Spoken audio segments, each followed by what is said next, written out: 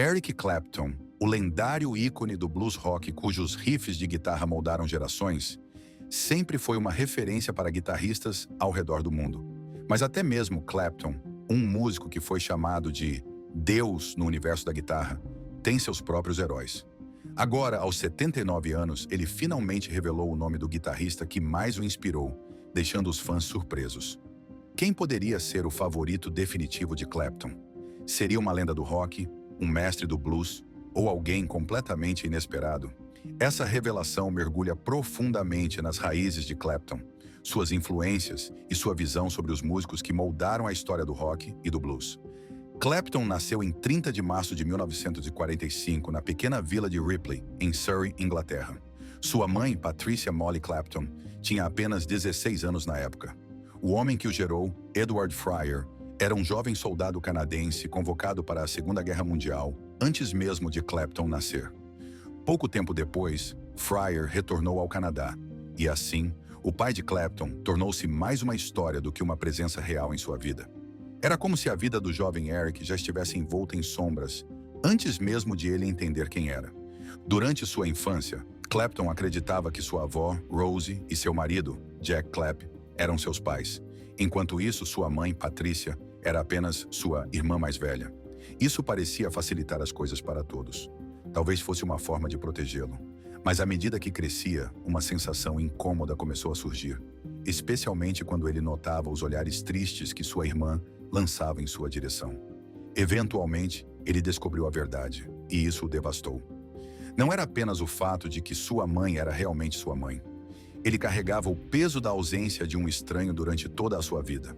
Quando Patrícia se casou novamente e se mudou para a Alemanha, deixando Clapton para trás, parecia que a porta havia se fechado para sempre sobre a única ideia de família que ele conhecia.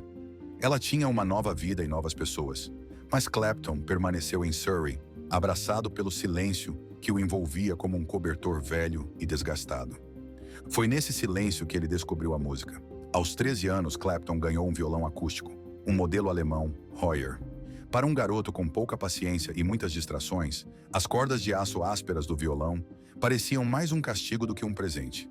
Mas algo dentro dele o fazia voltar, talvez por pura curiosidade, ou talvez porque era a única coisa em sua vida que não mudava. Ele passava horas tocando junto, com discos antigos de blues, repetindo os acordes incessantemente. Clapton não queria apenas tocar, ele queria soar como as vozes que preenchiam aqueles discos, vozes que falavam sobre dor, saudade e o eterno desejo por algo fora de alcance. Ele tocava e ouvia, ouvindo até que as arestas ásperas fossem suavizadas, até que o som estivesse perfeito. Aos 16 anos, Clapton já tocava bem o suficiente para conseguir alguns pequenos shows. Seu talento havia se tornado um segredo conhecido entre os músicos de Surrey. Ele tocava nas ruas, movendo-se de Kingston para Richmond, apenas um jovem com um violão e um coração cheio de blues. Então, em 1963, um amigo chamado Dave Brock, outro amante do blues, o convidou para tocar em um pequeno pub, marcando a primeira vez que o som de Clapton encontrou seu lugar. Pouco tempo depois, Clapton se juntou à sua primeira banda, The Roosters. Era algo simples, sem grandes pretensões, mas pela primeira vez Clapton sentiu que fazia parte de algo. Não sei se este é o caminho certo, mas talvez seja um passo mais perto. Ele pode ter pensado, afinando seu violão em uma noite silenciosa, sentindo o calor da pertença, por menor que fosse. Em outubro de 1963, ele ingressou nos Yardbirds, mas, quando a banda começou a se inclinar para o pop, Clapton ficou inquieto. Seu coração estava em outro lugar, perdido no poder cru do blues, onde cada nota falava uma língua que ele compreendia profundamente. Isso não é quem eu sou, ele pode ter dito a si mesmo, com a voz cheia de arrependimento. Assim, quando a música de sucesso da banda, For Your Love, estourou, Clapton fez algo que poucos ousariam. Ele saiu. Continuou em frente, juntando-se ao Blues Breakers de John Mayall e se tornando alguém de quem o público sussurrava. As pessoas começaram a chamá-lo de Deus, depois que um fã pintou Clapton is God em um muro em Islington. Eric balançava a cabeça ao ouvir o apelido, desconfortável com tanto elogio. Era como se ele sentisse o peso de cada mão que ele não havia apertado, de cada resposta que não havia recebido, da verdade que nunca havia enfrentado completamente. A jornada de Eric Clapton rumo ao estrelato especialmente durante seus dias com Cream e Blind Faith, é uma combinação de altos inspiradores e lutas desafiadoras. Clapton, que era apenas mais um nome nos pubs de Londres, acabou ao lado de ícones musicais como Ginger Baker e Jack Bruce no Cream. Mesmo enquanto eles dominavam o Reino Unido e depois os Estados Unidos, Eric Clapton sentia como se tudo em sua vida estivesse indo rápido demais. Sim, a fama estava crescendo, mas também aumentavam as tensões e conflitos na banda. É isso, Clapton às vezes se perguntava, com dúvidas surgindo em meio aos aplausos. Com o sucesso do Cream, surgiu um competidor inesperado. Justamente quando Clapton estava consolidando sua posição como o principal guitarrista da Grã-Bretanha, Jimi Hendrix surgiu, iluminando a cena do rock com suas vibrações psicodélicas. Quando Hendrix apareceu em um dos primeiros shows do Cream e tocou uma versão selvagem de Killing Floor, Clapton ficou completamente impressionado. Como alguém podia tocar assim? Ele admirava Hendrix, mas não conseguia evitar a ansiedade. E se ele estivesse perdendo sua vantagem? Amigos como Pete Townshend e membros dos Beatles assistiam maravilhados enquanto Clapton se desafiava. Dividido entre a admiração pela energia de Hendrix e a preocupação com o que isso significava para ele, Clapton continuou a avançar. Mas o Cream era mais do que competição ou preocupações. Sua jornada os levou aos palcos dos Estados Unidos pela primeira vez. Eric empunhava sua icônica Gibson SG pintada, a psicodélica Fool. Juntos, eles encantavam multidões com sucessos como Sunshine of Your Love e Crossroads. Clapton também estava descobrindo sua voz, não apenas como guitarrista, mas como cantor e compositor. No entanto, nem esses momentos felizes podiam esconder os problemas crescendo dentro do Cream, encobertos por solos altos e aplausos ensurdecedores. Ele frequentemente olhava para Bruce e Baker, questionando quanto tempo poderiam manter esse equilíbrio instável. Em 1968, após a turnê final do Cream e enfrentando críticas duras de críticos americanos e tensões na banda, Clapton percebeu que precisava de um recomeço. A separação do Cream foi turbulenta, mas estranhamente libertadora. Logo, ele se reuniu com Ginger Baker, trazendo Stevie Winwood e Ricky Gretsch para formar o Blind Faith. O show de estreia da banda no Hyde Park de Londres atraiu 100 mil fãs, mas mesmo com todos os aplausos, as dúvidas ainda o incomodavam. Clapton, exausto de seus dias no Cream, não conseguia se livrar da sensação de que tudo estava acontecendo rápido demais novamente. Estamos indo a algum lugar ou já estamos vagando sem rumo? Ele se perguntava, mas mantinha esses pensamentos para si. Pouco depois, Clapton se envolveu com a música de Delaney e Bonnie, que pareciam mais simples e relacionáveis. Eles não eram gigantes do rock. Eram pessoas que refletiam o cansaço e a necessidade de Clapton de se reconectar com a música. Ele saiu em turnê com eles como mais um músico, deixando a fama de lado. Delaney o encorajou a liderar, cantar e se redescobrir.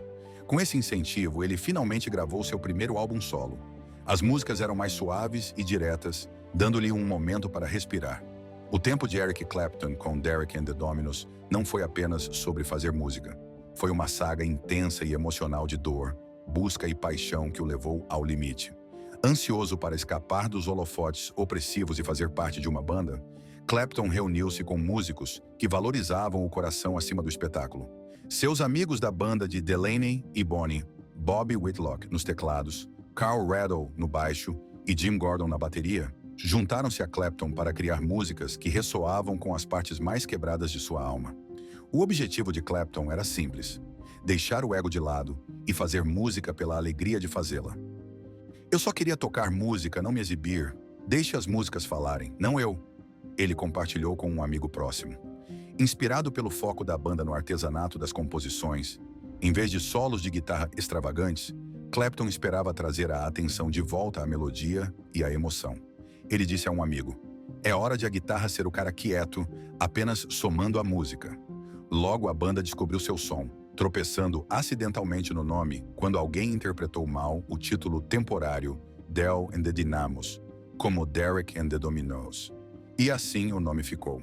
Mas enquanto tocavam, algo mais sombrio agitava-se sob a superfície. Clapton havia se tornado próximo de George Harrison, seu amigo e colega músico. No entanto, ele também estava secretamente apaixonado por Pattie Boyd, esposa de Harrison. Essa paixão dolorosa e não correspondida começou a consumi-lo, transformando-se em uma dor profunda que precisava ser expressada. Quando Boyd o rejeitou, Clapton ficou arrasado e não conseguiu superar o amor sem esperança. Dessa dor nasceu a música de Layla and Other Assorted Love Songs.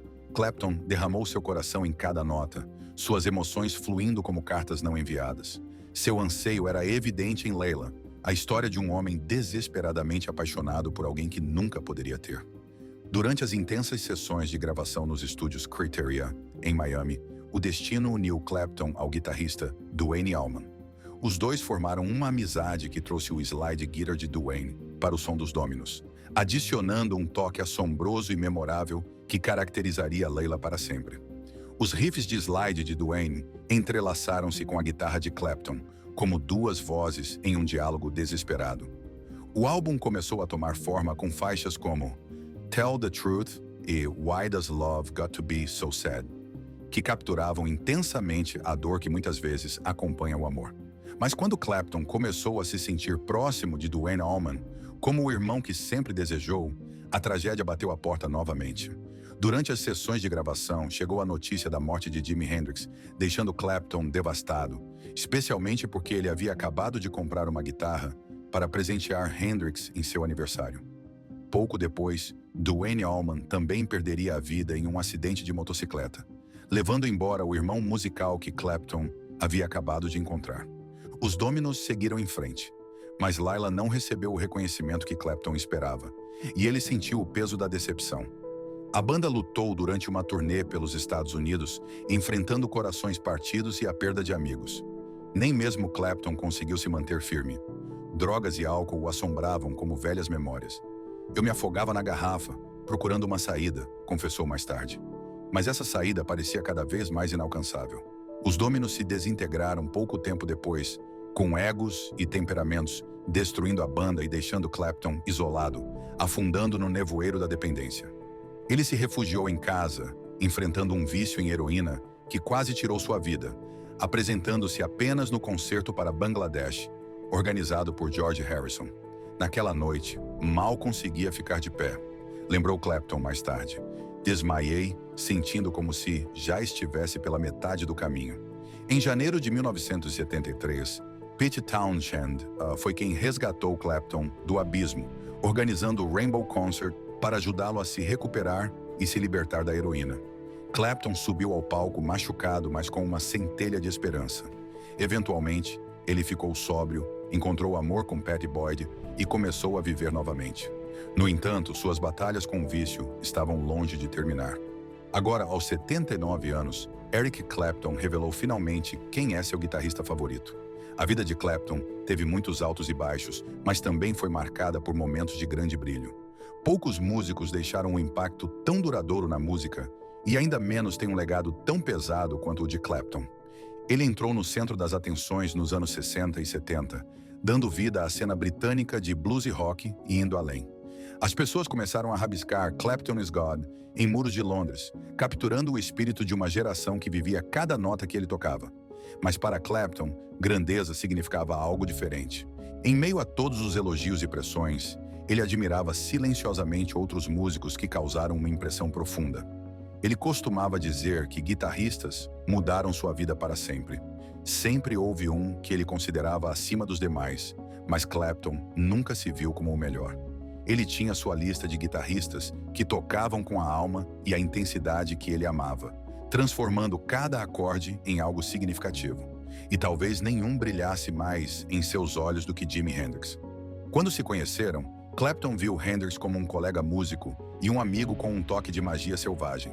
Em 1966, Clapton, já famoso, convidou Hendrix para subir ao palco com sua banda, Cream.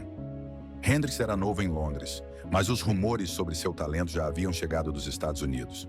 Naquela noite, os rumores ganharam vida. Hendrix tocava como se a guitarra fosse uma extensão de seu corpo, seus dedos se movendo com confiança e precisão, deixando todos impressionados.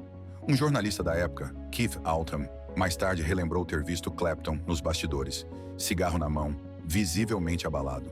"Você nunca me disse que ele era tão bom", Clapton teria murmurado para Chas Chandler, empresário de Hendrix.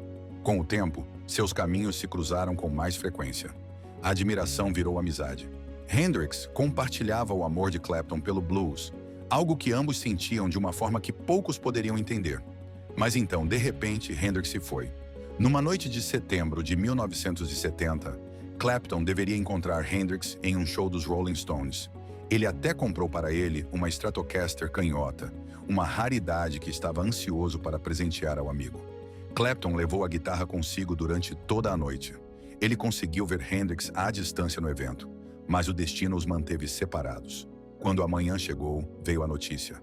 Hendrix se foi, e Clapton ficou segurando aquela Stratocaster, um presente que nunca chegaria às mãos para as quais foi destinado. Hendrix havia partido, e Clapton só podia olhar para trás, desejando ter estado mais próximo e o visto mais vezes. Era um luto que Clapton carregava silenciosamente, um vazio que nunca foi completamente preenchido. O coração de Clapton sempre esteve aberto a novas influências, e logo ele sentiu aquele arrebatamento novamente. Um dia, dirigindo, ouviu uma voz na rádio que o fez parar imediatamente. A guitarra chorava, soando assustadoramente familiar e ao mesmo tempo renovada, como se as notas contassem uma história. Ele encostou o carro, sua mente tomada por uma única pergunta: quem é esse?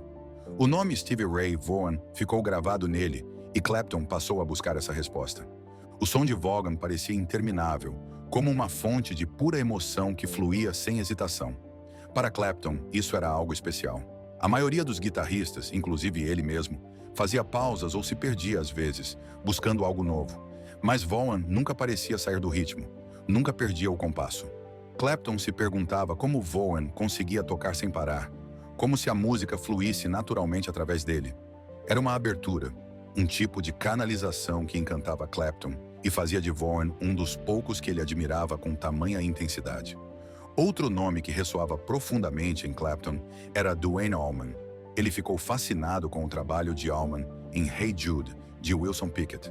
Os riffs de guitarra tinham um poder que permaneceu com Clapton muito tempo depois de ouvi-los pela primeira vez. Ele se lembra de como não conseguiu parar de pegar o telefone para descobrir quem era aquele guitarrista incrível.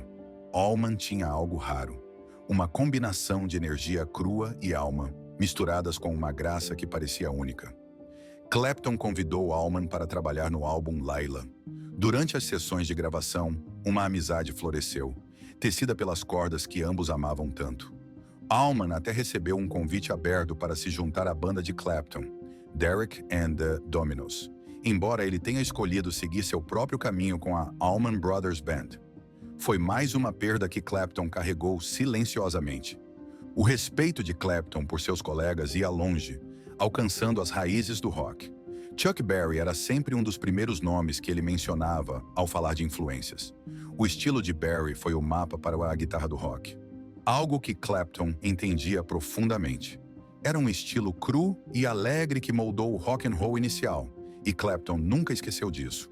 Sempre que tentava tocar algo animado, seus dedos naturalmente retornavam ao estilo que Berry trouxe à vida. Clapton disse uma vez que, se você quisesse tocar guitarra de rock, acabaria soando como Berry, porque ele era o coração disso. Não há outro jeito de tocar essa música. Clapton diria com um respeito que dispensava explicações. Surpreendentemente, a admiração de Clapton também se estendia a uma geração mais jovem.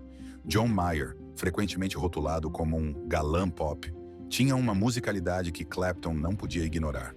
Mayer participou do álbum Tribute to the Breeze, em homenagem ao lendário compositor J. George Cale. Clapton não sabia muito sobre a admiração de Mayer por Cale, mas quando tocaram juntos, ele viu o talento de Mayer sob uma nova luz. Mayer tocava com uma graça natural, geralmente acertando tudo já na segunda tentativa, e Clapton ficou impressionado. Ele respeitava a humildade de Mayer e sua dedicação ao ofício, vendo nele um futuro brilhante que ia além da fama. E claro, havia Jeff Beck. Um compatriota britânico, o nome de Beck era como um mantra sagrado entre os guitarristas daquela época. Beck tinha um foco intenso. Ou estava tocando guitarra, ou trabalhando em seus carros amados. Clapton frequentemente dizia que Beck se manteve fiel, nunca se deixando distrair pela fama. A jornada de Clapton também teve seus altos e baixos entre amigos próximos. George Harrison era um deles. A amizade dele significava mais do que apenas música, embora às vezes fosse tensa por complicações pessoais. Harrison, um Beatle, muitas vezes era subestimado como guitarrista, mas Clapton via a profundidade e as lutas de Harrison para escapar da sombra dos Fab Four. Os dois até se encontraram em um triângulo amoroso, ambos encantados por Pattie Boyd. Apesar das relações complicadas, permaneceram próximos, unidos por uma compreensão compartilhada das pressões e da paixão pela música. Nos primeiros dias de Clapton, John Mayall desempenhou um papel crucial em sua formação. Foi com os Blues Breakers de Mayall que o talento de Clapton floresceu. Mayall não apenas o orientou, mas acreditou em suas habilidades, dando a Clapton a coragem de encontrar seu som. Mais tarde, Clapton diria que esses foram alguns de seus momentos mais orgulhosos, tocando ao lado de alguém que o entendia e sabia como trazer à tona o melhor dele.